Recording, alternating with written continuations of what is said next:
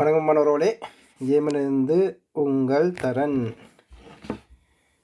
இன்னியாங் கருத்தரங்கில் நாங்கள் கதைக்க போகிற விடயங்கள் பல்வேறு விடயங்கள் இப்போ நடந்திருக்கு. ஒன்று சரத் பொன்சையா வச்சுக்கொண்டு இப்போ ஒரு புது படம் காட்டுறார்கள்.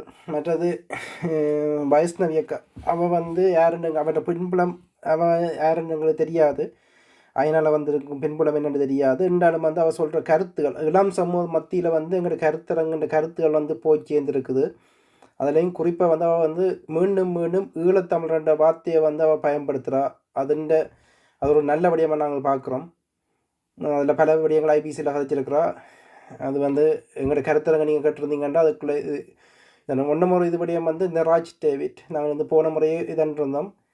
அதில் அவர் தொடர்ந்து எங்கள் மக்கள் மத்தியில் ஒரு ஊடகவியாளர் செய்யக்கூடாத விடயங்களாக நான் பார்க்குற விடயங்களை அவர் கதைக்கு அவற்றை பேச்சு திறனால் இந்த அனுரா அரசாங்கத்துக்கான ஆதரவு சேர்க்கிற விடயத்தை அவர் தொடர்ந்து செய்து கொண்டிருக்கிறார்.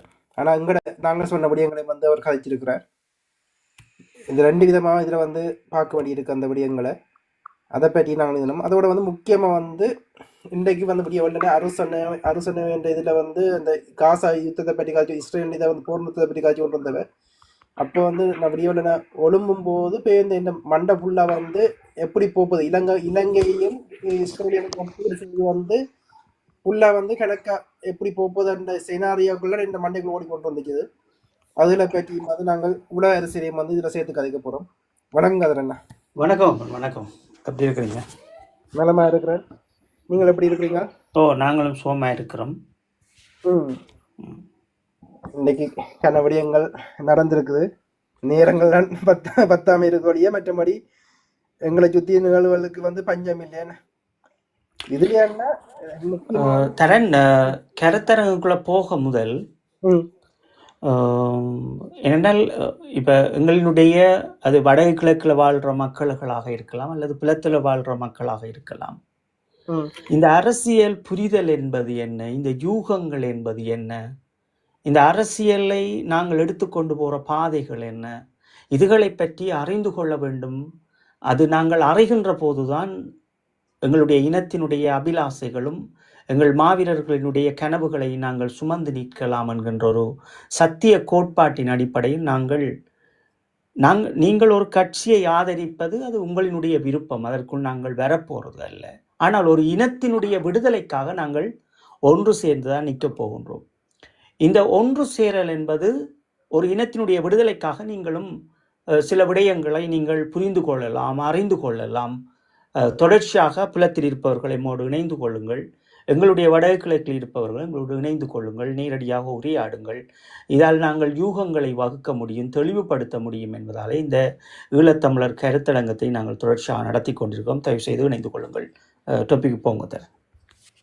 நிச்சயமாக இதில் அண்மையில் சரத் பொன்சையா ஒரு பத்திரிகையாளர் சந்திப்பை இதான் இருக்கிறார். அது இந்த காலகட்டத்தில் எங்களை போன்ற ஆய்வாளர்களுக்கு தெரியும். இது திட்டமிட்டு நடத்தப்படுற ஒரு நாடகம்.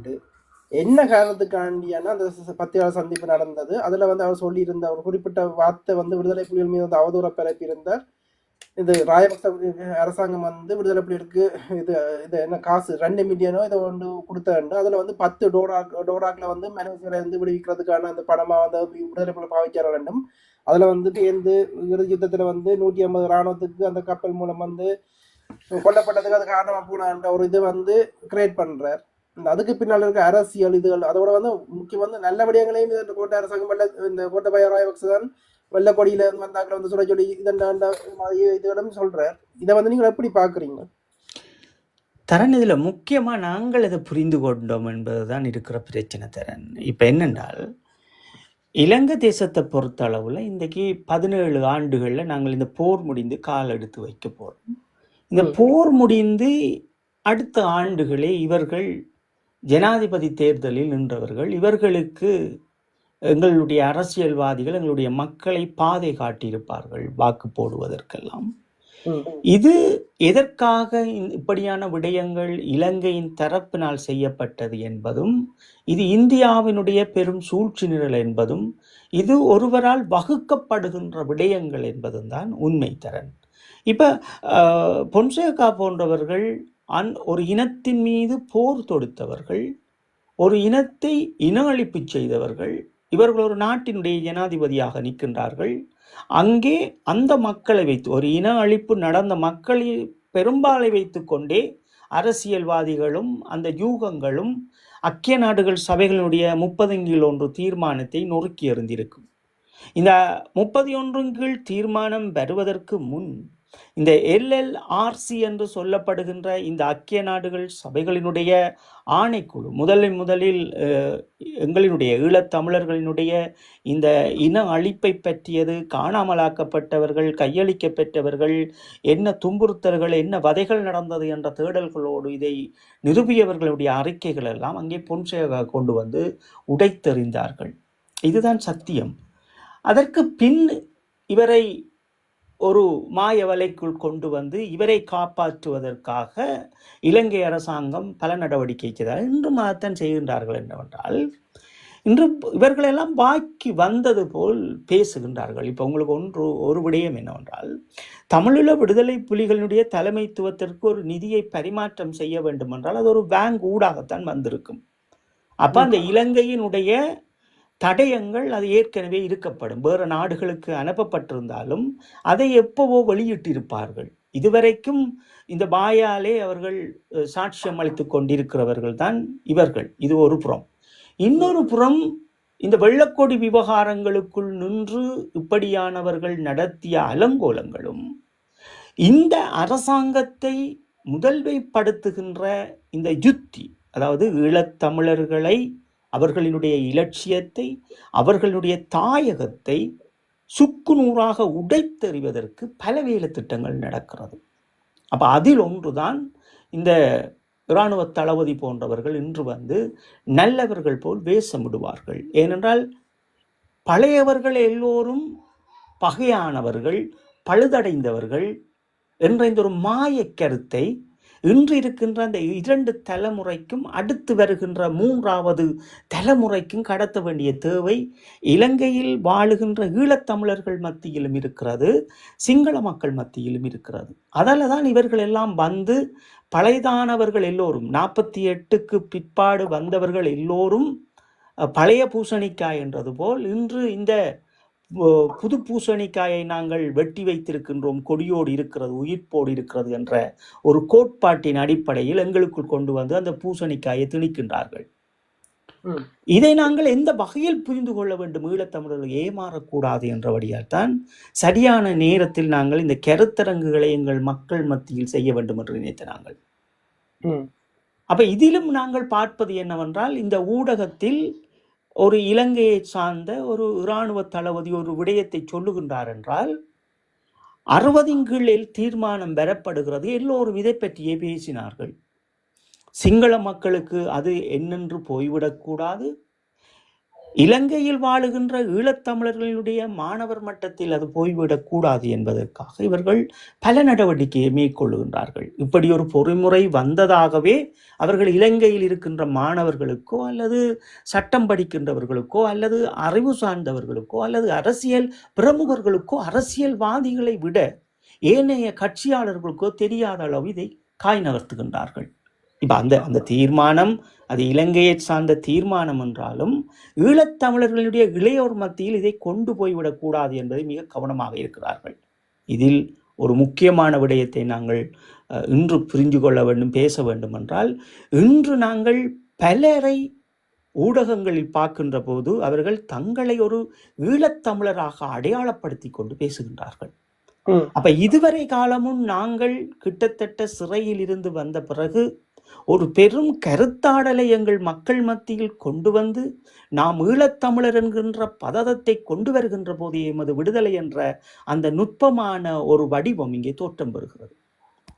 இந்த தோற்றங்களை எல்லாம் உடைத்து எறிவதற்குத்தான் இந்த அனுராவினுடைய அலைக்குள் கொண்டு வந்து இளையோர்களை இவர்கள் சிக்கப்பட வைக்கின்றார்கள். அப்ப இவர்களுக்கு என்ன விதத்தில் சிக்கப்பட வைப்பார்கள் என்றால், ஒரு யூடியூப்பாளர் போடுவார் எப்படி என்றால், தலைப்பிடுவார், உலகத்திலேயே இதுவரைக்கும் வடக்கு கிழக்கில் இல்லாத அளவு ஒரு பெரும் அபிவிருத்தியை அருண அரசு செய்ய போது என்ற ஒரு மாயையை அங்கே தோற்றுவிப்பார்கள். இது ஏற்கனவே திட்டமிடப்பட்டது. இப்ப நான் உங்களுக்கு ஏற்கனவே சொல்லியிருப்பேன், இந்த அரசாங்கம் வருவதற்கு முன்னே பல்கலைக்கழகங்களிலிருந்து மாணவர்கள் மட்டங்களில் இருந்து இப்படி இறக்கப்படுகிறது, இந்த நஞ்சு விதைகள் எல்லாம் உள்ளுக்கு வருகிறது, பிடுங்கி எறியுங்கள் என்பதை அன்று சொல்லியிருப்போம். இல்லை, நீங்கள் தான் நஞ்சு விதை, உங்களை நாங்கள் பிடுங்கி எறிவோம் என்று குப்பி கடிக்கவில்லை என்று எங்களை வந்து அவமானப்படுத்தியவர்களும் இருக்கின்றார்கள். அதே அவர்களுக்கு எங்கள் மாவீரர்களினுடைய அந்த ஆத்மாவினுடைய வடிவம் இன்று அவர்கள் யார் என்பதை இன்று அவர்களே அவர்கள் வாயால் இன்று அவரை விமர்சித்துக் கொண்டிருக்கின்றார்கள். இப்ப ஒரு தத்துவம் என்பதும் இலங்கையில் இருக்கின்ற ஒரு இனத்தை காப்பாற்ற வேண்டும் என்கின்ற ஜூகங்களும் வடிவங்களும் வேறுபட்டது. அதை இன்று எவருமே செய்யவில்லை என்பதால் தான் இந்த இனத்தை நாங்கள் ஒன்று சேர்க்க வேண்டும் என்று அவர்கள் ஏதோ ஒரு வகையில் கட்சி ரீதியான அல்லது சித்தாந்தம் ரீதியாக பிரிந்து நின்றாலும் நாங்கள் ஒற்றுமை என்ற ஒரு கோட்டில் நாம் நிற்க வேண்டும். ஏன் விடுதலை பெறுவது எங்களுடைய மண், ஈழத்தினுடைய மண் என்பதை நாங்கள் சுட்டிக்காட்டியிருப்போம். அதே போன்றுதான் இந்த பொன்சேகா போன்றவர்கள் அல்லது வேறு ஏதும் ஒருவர் வந்து தமிழீழ விடுதலை புலிகளை தொடுவதும் அதை பற்றி ஊடகங்களில் இரவு பகலாக பேசுவதும் என்ற இந்த இந்த இந்த ஒரு நிகழ்ச்சி நிரல் தொடர்ச்சியாக நடைபெறும். இன்னும் ஒரு 2030 ஆண்டு வரை இது நடைபெறும். அதற்குள் இந்த 2 ஆண்டுகளுக்குள் அதிகமாக இது நடைபெறத்தான் போகிறது. ஆமாண்ணா, இதில் வந்து நாங்கள் அடுத்ததாக வந்து நாங்கள் போன முறை தொட்டபடியும் தான் என்னத்துக்காண்டியான எங்களோட மூத்த ஊடகங்கள் இப்போ வந்து ஐநாக்கு வந்து 2 வருஷம், இது வந்து இலங்கைக்கு மீண்டும் போனஸாக 2 வருஷம் கிடைச்சிருக்குது. அதில் வந்து இந்த ஒரு வருஷத்துலேயே வெற்றிகரமாக தமிழர்கிட்ட அடையாளத்தை அளிக்கிற வேலையை வந்து அரசாங்கம் மிக தீவிரமாக செயல்பட்டு கொண்டு இருக்குது. இந்த 2 வருஷத்தில் அது வந்து முக்கிய ஊடகவியாளர் தங்களை சொல்கிற ஆட்கள் எல்லாம் வந்து இப்போ களத்தில் அங்கே போய் நின்று கொண்டு அனுராக்கான ஆப்ரேஷன் பண்ணுற வேலைகளை செய்யணும். ஆனால் அவர்கள் இந்த காணொலியை நான் பார்த்தேன், நீங்கள் போன வருஷம் நாங்கள் வந்து போன வருஷம் அதுக்கு முதல் வந்து சொன்ன விடயங்களை வந்து நடுவில் ஃபுல்லாகவே உள்வாங்கி இருக்கிறார்கள். அதில் வந்து இது பண்ணப்படத்தை வந்து நேரடியாக தாக்குப்படுது. இந்த 4 வருஷம் கோட் போட்டு நடந்துட்டு இப்போ இந்த 1 வருஷம் வேட்டி கொடுத்து கொண்டு பிரசாரம் செய்தால் தமிழ் தேசியம் பேசி கொண்டு போனால் எந்த இளைஞர்கள் உங்களை நம்புவார் என்று நாங்கள் சொன்ன கருத்துக்களை வந்து உள்வாங்கி கதைக்கணும். ஆனால் அதை வச்சுக்கொண்டு